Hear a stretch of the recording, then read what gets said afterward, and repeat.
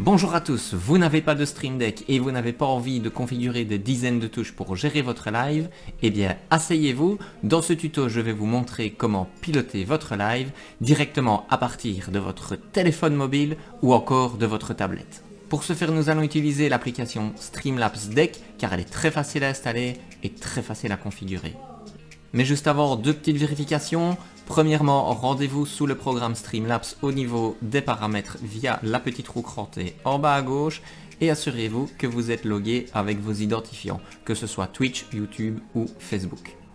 Deuxième vérification, assurez-vous que votre téléphone mobile est bien connecté sur le même Wi-Fi de votre domicile. Ce n'est pas un souci si votre PC est branché en câblé RJ45. Par contre, vérifiez, je le rappelle, que votre téléphone, lui, est bien sur le Wi-Fi. Vous pouvez même désactiver les données mobiles afin de vous en assurer. Si vous ne vérifiez pas ces deux paramètres, eh bien, il pourrait y avoir des problèmes de connectivité entre l'application de votre téléphone mobile et l'application que vous avez de Streamlabs sur votre ordinateur. Allez, c'est parti! On se retrouve à présent sur votre téléphone mobile. Si vous êtes sur Android, recherchez le Play Store et si vous êtes sur iPhone, recherchez l'App Store. Une fois que vous êtes sur le store, eh bien recherchez l'application Streamlabs Deck et installez-la. Une fois l'installation terminée, vous allez vous apercevoir qu'un petit icône est apparu au niveau de votre téléphone mobile ou de votre tablette.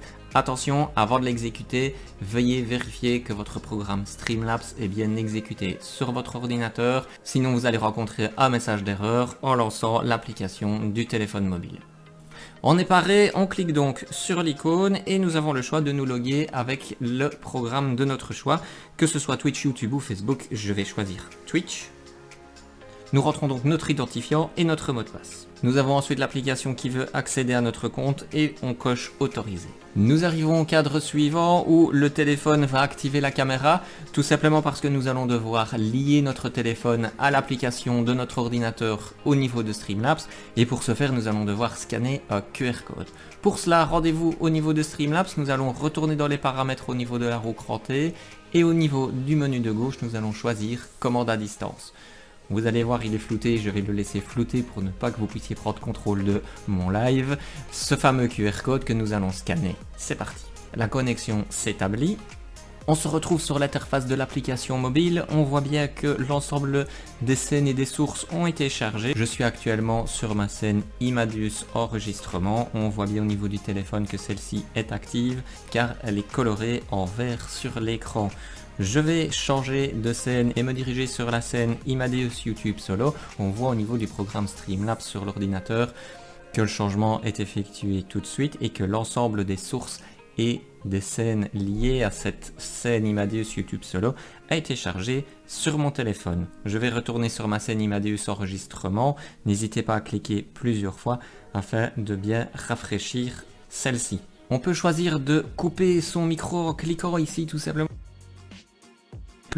On peut au niveau de la source image enregistrement se diriger en un seul clic sur la source image Apex, repasser sur la source fond d'écran.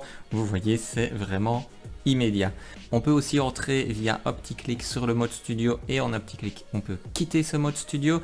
Vous pouvez aussi redimensionner la taille des boutons avec le petit moins situé en bas à droite de votre téléphone ou le plus. Et on peut aussi configurer l'ensemble des boutons que l'on désire afficher. Je vais tous les retirer en faisant moins all. Je vais ajouter le live, le record, le save replay ainsi que mes scènes. Je vais faire sauver et je vais vous montrer. Voilà, le menu s'est actualisé automatiquement. Si tout comme moi vous ne voyez plus le bouton configure, pas de panique, cliquez en bas à gauche sur le menu setting, sur remote control et sur configure grid. Vous appuyez sur le bouton configure et vous faites sauver. Vous retournez sur les menus, vous cliquez sur remote et vous voyez que le bouton configure s'est ajouté. Nous allons finir en parcourant les différents boutons qui sont situés en dessous de votre téléphone mobile. Vous pouvez afficher via un petit clic rapide l'ensemble des derniers événements de votre live, c'est-à-dire tout ce qui est lié au mini-feed, les derniers followers, les derniers subscribers, etc. En cliquant sur le petit bouton Remote, vous revenez à l'ensemble des boutons qui sont relatifs à vos sources et vos scènes et les autres éléments. Vous avez également la possibilité de suivre le chat de votre live, que ce soit Twitch ou YouTube. Je vois que Mixer est toujours présent, ça ne devrait plus tarder à disparaître. Et vous avez la possibilité de faire des partages vers d'autres applications.